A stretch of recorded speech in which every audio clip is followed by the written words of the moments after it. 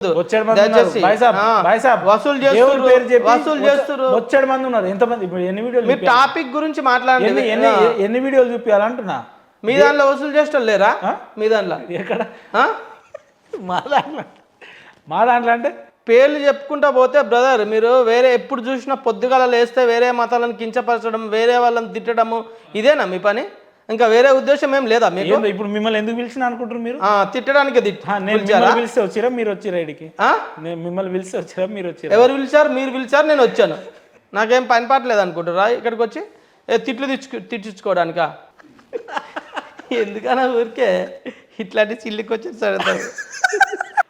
SC community అన్నావు, SC మాట్లాడు, లేకపోతే నా సువార్త గురించి చెప్తా, ఒక 4 పాటలు వాడి వెళ్ళిపోతా.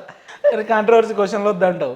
వద్దు, కాంట్రవర్సీ వద్దు. మొన్ననే జైలుకి వెళ్ళి వస్తే జైలు గురించి మాట్లాడి చెప్తా కావాలంటే.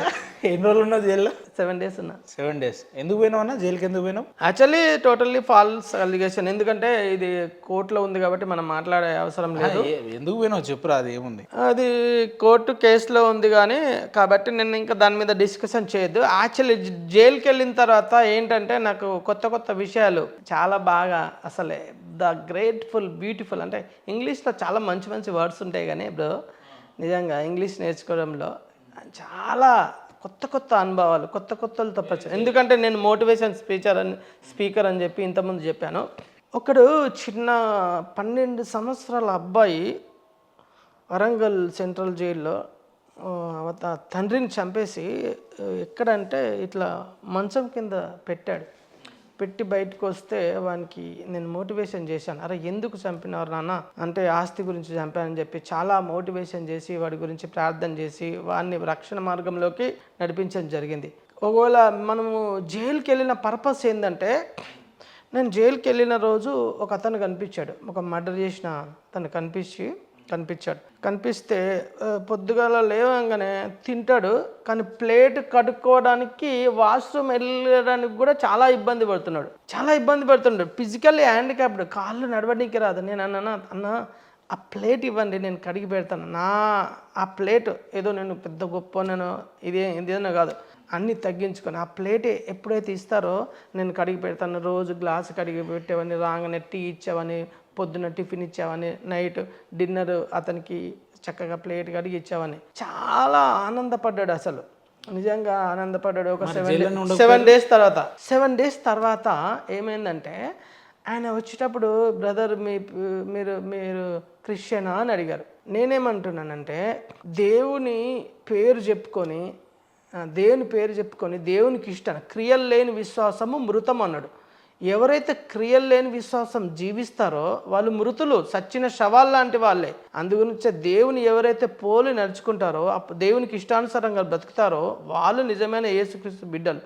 అసలు పోయేటప్పుడు, నేను జైలు నుంచి బయటకు వచ్చేటప్పుడు దాదాపు 12 మందికి నేను మోటివేషన్ స్పీచ్ ఇచ్చాను. అక్కడ కూడా మతం మార్చిరా జైల్లో? లేదు, సువార్త చెప్పడానికి లేదు అక్కడ. నేను మోటివేషన్ స్పీచ్ వచ్చాను. మర్డర్లు చేసేటోళ్ళు, ఇక నువ్వు 10 లక్షలు ఇస్తావా, నేను మర్డర్ చేపిస్తా అని చెప్పి ఇలా చెప్పేటోళ్ళకి, సో నువ్వు 10 లక్షలు ఇస్తే మర్డర్ చేపిస్తావో చేపియలేవో కానీ నా మనసు అయితే మార్చలేవా. మీరు 10 లక్షలు ఇస్తే మర్డర్ చేపిస్తావు కానీ, నువ్వు 10 లక్షలు ఇయ్యపోయినా కానీ నీ మనసును నీ మనసును మాత్రం మార్చగలనని చెప్పగలిగాను. జైలుకు వెళ్ళి మనం సువార్త చెప్పడం అవసరం లేదు, జైలే ఒక సువార్త చెప్తుంది. ఎందుకంటే జైలుకి వెళ్ళినప్పుడు ఒక అతను బైబిల్ చదువుతుండు. అరే ఇక్కడ కూడా బైబిల్ దొరుకుతాయి అన్న. అవును తమ్ముడు దొరుకుతాయని. నీకు బైబిల్ చదవాలని ఎందుకుంది? ఇంకా భగవద్గీత, ఖురాన్ ఇట్లా చదువుకోవచ్చు అంటే, లేదు, తండ్రి ఆకర్షిస్తేనే తప్ప అనుంది బైబిల్లో. తండ్రి యేసు ప్రభు ఆకర్షిస్తేనే తప్ప ఎవరు నువ్వు మతం మారు అంటే ఎవడు మారాడు. అందుగురించే నేనేం చెప్తున్నానంటే, తర్వాత నేను రోజు బైబిల్ చదువుకునేవాడిని, ప్రార్థన చేసుకునేవాడిని, ప్రార్థన చేసుకునే మోటివేషన్ స్పీచ్ ఇచ్చేవాడిని. అక్కడ జైలే ఒక సువార్త చెప్తుంది. నేను వెళ్ళి జైల్లో ప్రత్యేకంగా సువార్త చెప్పే అవసరం లేదు. ఇష్టం వచ్చినోడు బైబిల్ చదువుతాడు, ఖురాన్ చదువుతాడు, భగవద్గీత చదువుతాడు, ఇష్టం వచ్చిన వాళ్ళకి నచ్చిన గ్రంథాన్ని వాళ్ళని చదువుతారు అంతే. అది సువార్త చెప్తుంది. ఒకవేళ వాళ్ళని ఆకర్షిస్తే తప్పకుండా బైబిల్ చదివి వాళ్ళు మారొచ్చు బయటకు వచ్చిన తర్వాత. అంతేగాని ఒకరిని బలవంతంగా బాగుంటుంది అంటారు మీరు, అంతేనా? జైలు జీవితం బాగుండదు. జైలు జీవితంలో ఒక 7 days ఉన్నాను. 7 daysలో ఒక 20-30 మందితో మాట్లాడాను. నా నా టెస్ట్ మనీ పంచుకున్నాను, కానీ ఇంకొక 2 రోజులు ఉంటే బాగుండేదేమో అనిపించింది. ఎందుకంటే ఏది జైల్లోనా? ఆ, నిజంగా చాలా మంది జైలు నుంచి బయటికి వెళ్ళిపోతారేమో, కానీ నాకు మాత్రం ఇంకొక 2 రోజులు ఉంటే బాగుండేది. వీళ్ళ జీవితాలు ఇప్పుడు కూడా వెళ్ళండి, అది పెద్ద పనేం కాదు. పోతే ఎవరైనా నెత్తి వాళ్ళకి కొట్టండి, పని అయిపోతుంది. మీరు వద్దన్నా చెల్లపల్లి మళ్ళీ 10 రోజులు పెడతారు. అదే మీరు డోంట్ క్రిటిసైజ్ ఎనీ రిలీజన్.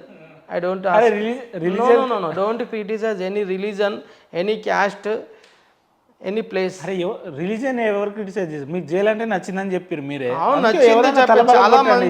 చాలా ఎంతో మంది కరుడు గట్టిన నేరస్తులతో మాట్లాడి నా ప్రేమను పంచాను అంతే. నా ప్రేమ ద్వారా వాళ్ళని మార్చుకోగలుగుతాను తప్ప ఈ ఇంకా వేరే ఇష్యూ ద్వారా మార్చుకోలేము. అట్లని నేను నా బాధ అంతే. ఇప్పుడు ఏం చేస్తారు?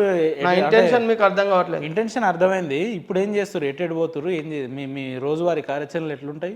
మేము ఇప్పుడు లేటెస్ట్గా ఒక ఇంటీరియర్ డిజైన్ అని చెప్పాను కదా, అది వర్క్ చేస్తున్నాము. ఎందుకు దేవుని సేవలో లేరా? బైబిల్ చేస్తాం.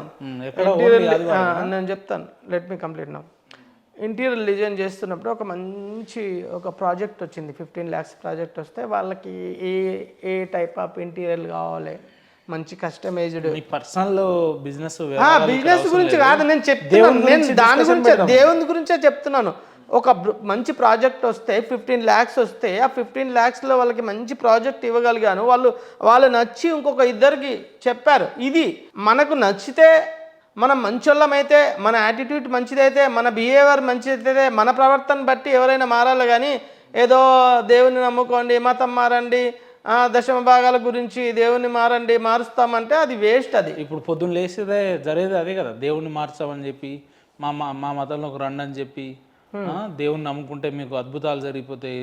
పొద్దున్న లేస్తే ఇంటి బయట 2 గ్యాస్ స్టవ్లు ఉంటాయి, ఏటీఎంలో పైసలు వస్తాయి, బంగారం దొరుకుతుంది రోడ్ల మీద అని చెప్తున్నారు కదా. పొద్దున్న లేస్తే ఇదే నడుస్తుంది కదా. బ్రదర్, ఎక్కడైనా సరే కష్టపడితే కష్టపల్లి అన్నారు కానీ రాసే పల్లి అని లేదు. సో మన పూర్వీకులు కష్టపడి దేవుణ్ణి అడిగితే దేవుడు తప్పకుండా ఇస్తాడు. అంతేగాని కష్టం లేకుండా ఓకే పరిశుద్ధాత్మ దేవా రండి నాకు గ్యాస్ కావాలంటే ఎవరు గ్యాస్ ఇయ్యరు. ఇంకా అలా పోకుండా పోతుంటే మరి మోడీ గారు ఏం చెప్పారో, మోడీని విమర్శించే స్థాయి నాది కాదు. I love Modi, I love Hindu people, I respect Hindu religion. Respect చేస్తారు హిందువులు అంటే. Remind again, I love Modi, I love Hindu people, I respect Hindu religion. మన మతాన్ని ప్రేమించాలి, పరమతాన్ని గౌరవించాలి. అంతేగాని మీలాగా పొద్దుగాల లేస్తే వేరే మతాలను